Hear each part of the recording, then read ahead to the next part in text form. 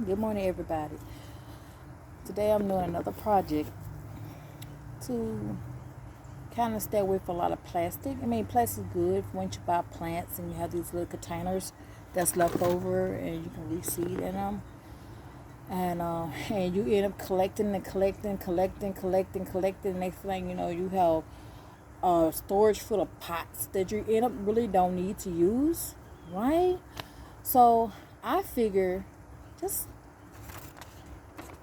use paper or newspaper, anything that can biodegradable. So this is this in half. I started, but someone called me and interrupted the video, so I have to actually start over. So I want to show you how to make a cup. This is my pot maker, and this was given to me many years ago, and I love it.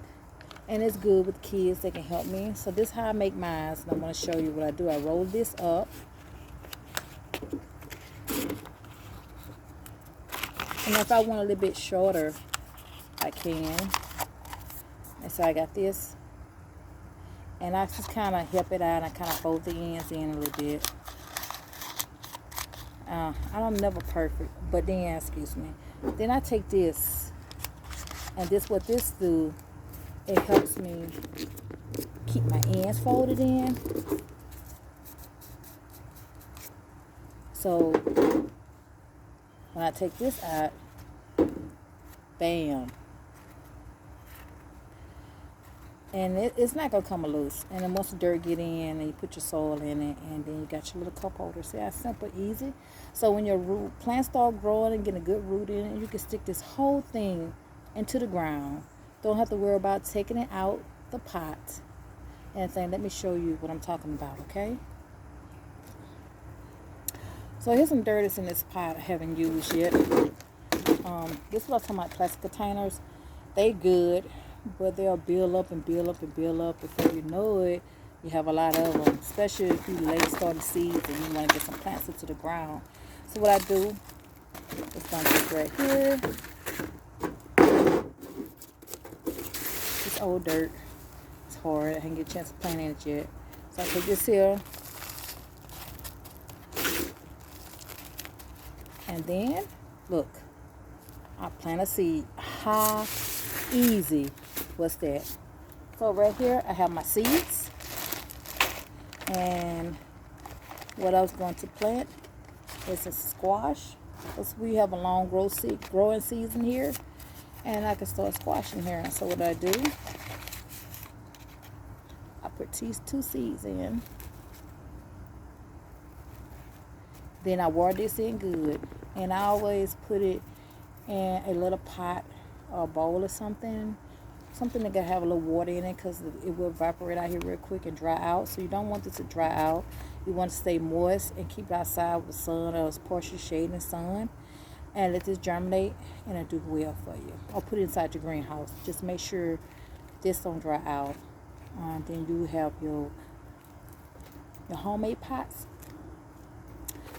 And you can just stick this whole thing in the ground without taking it out, putting it in the ground. Just can pop this whole thing, and it's just a wonderful idea to recycle. The worms can finish decompose into the paper in the ground as well. So you're feeding your worms and your microbes and everything right along with it.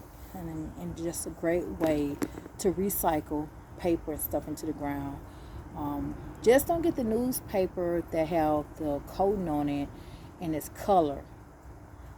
I don't want to use that into the garden. Just the black and white part. Put that into the garden. So really be careful about putting the coating colorful paper in the garden, because that's really no good way to do that, because then you got the ink and stuff going to decompose in your soil if the ink is not garden friendly. I just will use black and white, so I already did a research on it, so I can actually use that. And then use white paper or writing paper, grocery bags, the bags, brown bags, not the plastic, but the brown bags. You can tear those up and use those in the garden, cut them up, and do the same thing using this. So this is a pot maker. Can y'all see that? It's just a pot maker. And it's also a fun project for the kids. And they can help out making the pots where you're getting the seeds ready to put in the soil. Which one you want to put in the soil. And you can also, if you want to, you can put your little sticker label right at the top. A popsicle stick and label it and date it when you did it. And then when it sprout and everything, put it in the ground, put the popsicle stick right there so you know what's coming up. I have a bad habit not doing that. I just put seeds in the ground, and then when it come up and it get a little bigger, and I say, okay, I know what it is. So that's what I do, but just teaching other people what is what. I'm going to have to try to label things just to say, hey, this is squash, this is zucchini, this is the yellow squash, this is the winter squash, it vines. The difference in this squash and this squash, the vine borers don't touch this squash I got over here is hanging. I think y'all seen a video that I show you squash that's growing out here because the inside of the vine is thick. The vine borers can't get up and eat through it. Compared to the zucchinis and some of the yellow squash, like the spaghetti squash and all that, the vine borers can get into that. But this particular squash, the vine borers can't. And then I did not label this with seeds given to me. I studied. I did label, and what happened? It kept getting raining so much, it washed it off. So I did not write it down in the book. So I could not tell you all what kind of squash this is unless someone look at it and say, "Hey, I know what this is." But shame on me, I did not label anything down. I don't label anything I put out here. I mind remember, but this particular squash I did not because it's new to the garden, and once I find out exactly what it is, I will remember it, and this time I'll write it down just to show people what I'm growing back here. I just don't do that. So I gotta make a habit of that. Noting, planning, how to put more food. So my space divided. My Love Chaos garden. It's a wild garden. The birds, the bees, the bats, the frogs. Every now and then I get a snake.